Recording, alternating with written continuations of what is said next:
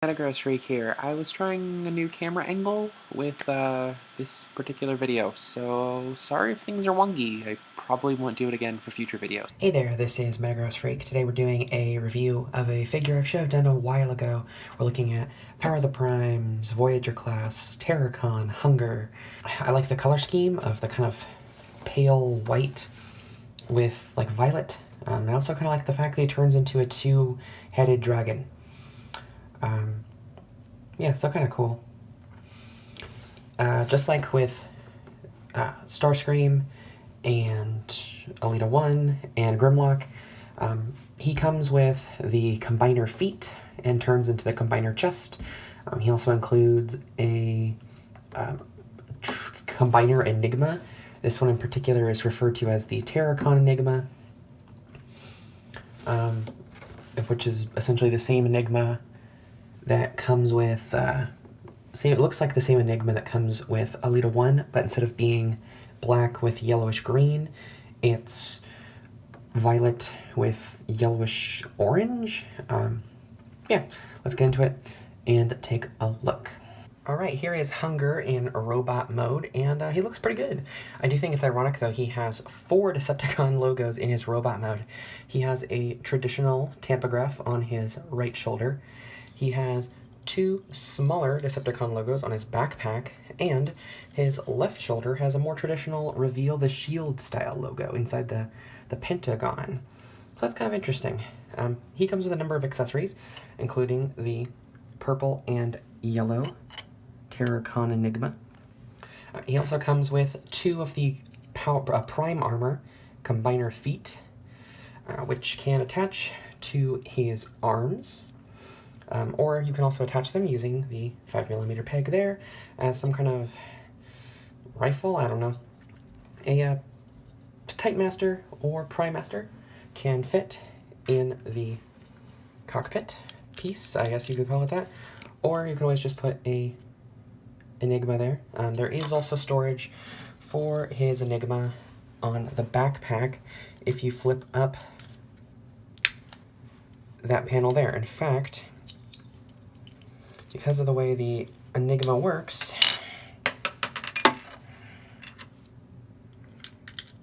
you can put that in and actually completely close it up. So you don't even need to use the storage feature of the Prime Armors.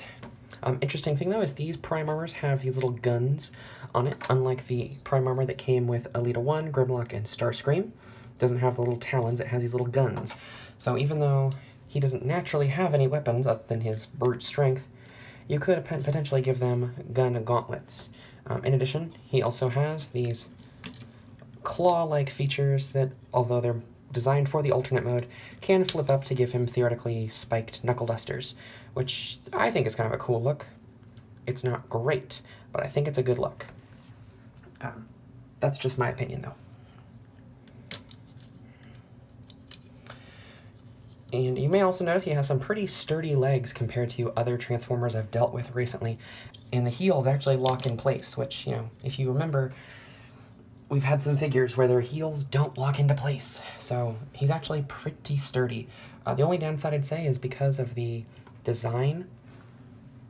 He's got a good amount of chest kibble, and, well, honestly, his backpack is pretty big and doesn't really do anything in any other mode. You can't even store the Prime Armors on it. You have to store the Prime Armors either in his hands to be wielded like really lousy guns, or on his wrists to make these punch gauntlets, these gun gauntlets. It's weird. The other accessory he does come with is, or like accessory he comes with is a trading card. We have Terracon Hun-Gurrr. In this case, we have Micronus Hun-Gurrr.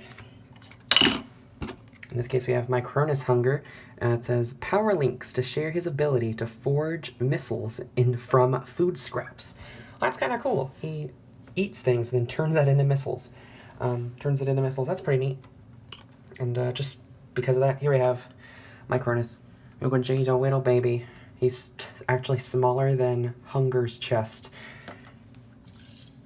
Heck, he's about the same size as the backpack, if not a little smaller than the backpack. Alright, here is Hun-Gurrr in his dragon Bydra instead of Hydra, Bydra. I don't know. Dragon monster, like monster mode. Let's just call it the monster mode. A lot of posability in the heads due to the ratcheting system, the swivel, the double joint in the knees slash necks, and the posability of the heads and the everything. There's a lot of posability in the necks and heads, and I appreciate that. Tail is a little smaller than I would have imagined for something that has two really long necks. I mean, even a creature with just one long neck like this, you would want a longer tail, at least this length. On a creature with two of these heads, a tail like this is laughably small. I mean, this is barely even a tail. I mean, it's literally shorter than one of my fingers, and the necks are about as long as my hand when they're fully extended. These little front feet they're kind of cute. Definitely flavorful, and I like it that they do have a little bit of stripe of pink on them. And I do like these back legs, even though they don't really do much. I do like them. I love the color scheme. I like the spikes. Other than the tail, I think the main downside is going to be the fact that the backpack just kind of sticks on there. It's very obvious that this is intended for the Abominus torso, and that they were just like, well, I could just have a normal monster stomach, but let's just add a backpack to the bottom and hope that no one really cares, which is kind of disappointing. But yeah, I mean, you can see I've got kind of a cool pose for the heads, but honestly, most people are just going to probably go for the straightened out heads here. And as you can see, with the heads fully extended, we have a little bit of balance issues.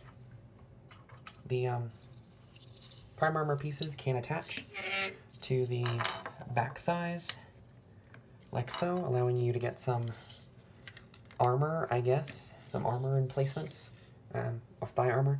You could also theoretically rotate them forward so that you can pew pew with these back guns while you breathe fire and chomp people.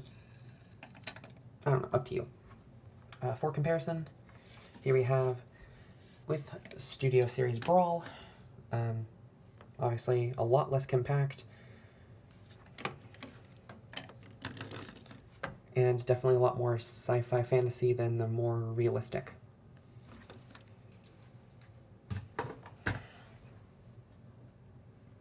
And here we also have him with Age of Extinction / The Last Night Grimlock. You can see definitely a lot shorter, but about the same size. Got that same kind of robot-y, T-Rexy, dragon-y look. So here's the Abominus torso mode. You can definitely tell that this is the mode that the figure was designed for. Very, very good. The purple armor looks phenomenal. The metallic red from the necks looks amazing. I don't really like the fact that the feet kind of just fold up like that, but theoretically you could do a fan mode with that. But the reason I have him floating in free cam is to show you how he would compare with Volcanicus. You can see that very good torso modes. They definitely convert the T-Rex, dragony monster modes well. And I think this is arguably a better adaptation, especially since Hun-Gurrr was originally a combiner, as opposed to Grimlock, who was adapted into being a combiner. I also think that, personally, that Abominus looks a little bit better when you put his antennas down. Like that. I personally find it looks a little bit better. Reminds me a little bit of Blitzwing or Megatron. It's perfectly optional. They just fold up behind the head. And also, you can do kind of a fan mode. I don't remember who I saw this on. I think it may have been, maybe Admiral Baru or something. So there, I've unfolded the feet, I've unfolded the arms, and I flipped out the tail. This isn't a stable figure, but theoretically you can have a mini Abominus figure as kind of a fourth fan mode, just for funsies. I don't know, I think it's kind of cute. So I realized I forgot to show a comparison. So here is Hun-Gurrr next to his wave mate. Here he is with Alita 1, And I do plan on getting Ileeta Infinite, so that'll be a fun video in the near future. But you can compare them. Similar color schemes. Both are good figures. Here he is once again with a Prime Master. Little tiny, about the size of his arm.